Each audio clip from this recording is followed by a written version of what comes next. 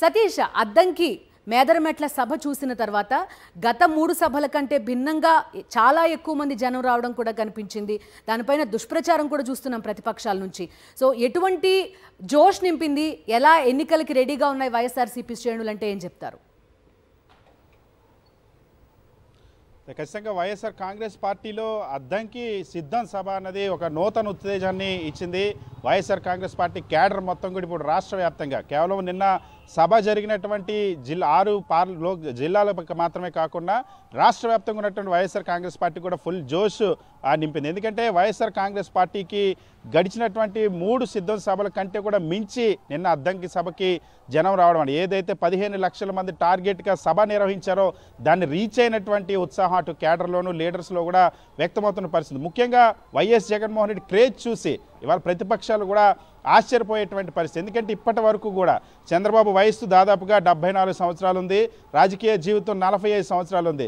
తన జీవితంలో ఎప్పుడు కూడా చంద్రబాబు ఇటువంటి సభ పెట్టుకోలేకపోయారు, ఇలాంటి సభను అడ్రస్ చేయలేకపోయారని స్వయంగా తెలుగుదేశం పార్టీ నాయకులే చెప్తున్నటువంటి పరిస్థితి ఉంది. వైఎస్ఆర్ కాంగ్రెస్ పార్టీకి సంబంధించినంత వరకు కూడా మొత్తం క్యాడర్కే ముఖ్యంగా వచ్చినటువంటి జన సందోహం ఒకవైపు మనం చూస్తే డ్రోన్ సాధారణంగా ఎప్పుడైనా సరే సభ జరిగినటువంటి ప్రాంగణంలో డ్రోన్ విజువల్స్ వస్తాయి ఏ రాజకీయ పార్టీ మీటింగ్ అయినా. కానీ వైఎస్ జగన్మోహన్ రెడ్డి సమావేశానికి మనం నిన్న చూస్తే సభ దగ్గర ఎన్ని లక్షల మంది ఉన్నారో బయట రోడ్డు పైన సభా ప్రాంగణం సరిపోక ఇంకా అన్ని లక్షల మంది ఉన్నటువంటి పరిస్థితి. సభ లోపట బయట కూడా డ్రోన్ ఎగరేసేంత కెపాసిటీ క్రేజ్ అన్నది జగన్మోహన్ రెడ్డికి ఉన్నదన్న విషయం నిన్న స్పష్టమైందని వైఎస్ఆర్ కాంగ్రెస్ పార్టీ శ్రేణులన్నీ కూడా చెప్తారు. దాదాపుగా మనకున్నటువంటి అంచనా ప్రకారం ఇప్పటివరకు కూడా సుమారుగా ఆన్లైన్ ప్లాట్ఫామ్స్లో కూడా ఈ సభకు సంబంధించినటువంటి ఏం చెప్పబోతా ఉన్నారు వైఎస్ జగన్మోహన్ రెడ్డి, జనం ఎంత వచ్చారని చూడడం కోసం దాదాపుగా 1.5 కోటి మంది వ్యూస్ కూడా ఉన్నటువంటి పరిస్థితి వివిధ ప్లాట్ఫామ్స్ అన్నీ కూడా కలిపితే.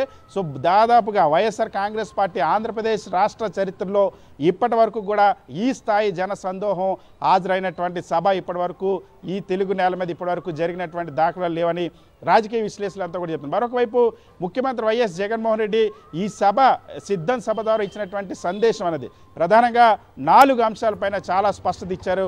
ఒకటి, 3 పార్టీలు పొత్తు పెట్టుకున్నా సరే సింహం సింగిల్గానే వస్తుంది, తగ్గేదే లేదన్న అంశాన్ని చాలా స్పష్టంగా వైఎస్ జగన్మోహన్ రెడ్డి తన క్యాడర్కి చెప్పారు.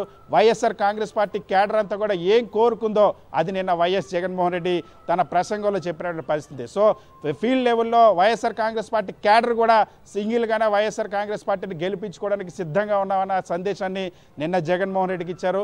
వైఎస్ జగన్ కూడా తన క్యాడర్కి మన సింగిల్గా వెళ్ళే పొత్తుతో వచ్చేటువంటి అన్ని పార్టీలను కూడా చిత్తు చేస్తామన్న ఒక సందేశాన్ని ఇచ్చారు. మరొక వైపు ప్రజలకు ఏం చేయాలన్నకు సంబంధించి ఇప్పటి వరకు కూడా చేసినటువంటి సంక్షేమం అభివృద్ధి విషయంలో ఎక్కడ కూడా తగ్గలేదు. అందుకోసమనే వైనాట్ 175 అన్న ఒక టార్గెట్ని మళ్ళీ నిన్న తన క్యాడర్ ముందు చాలా స్పష్టంగా వైఎస్ జగన్మోహన్ రెడ్డి చెప్పారు. 175 నియోజకవర్గాల్లో ఉన్నటువంటి ప్రతి సచివాలయంలో కనీసం 20 కోట్ల రూపాయల అభివృద్ధి సంక్షేమాన్ని అందించాం. సో రాష్ట్రంలో ఉన్నటువంటి 175 నియోజకవర్గాల్లో ఉన్నటువంటి ప్రతి సచివాలయానికి కూడా 20 కోట్లు అందించాం. కాబట్టి సో ఎక్కడ కూడా తగ్గేది లేదు, అన్ని సీట్లు కూడా టార్గెట్ చేసుకున్న 175 ఎమ్మెల్యేలు 25 ఎంపీలు టార్గెట్గా మనం ఎన్నికలకు వెళ్తున్నాం అన్న సందేశాన్ని ఇచ్చారు. దీంతో పాటుగా మేనిఫెస్టోకి సంబంధించి గతంలో 3 పార్టీలు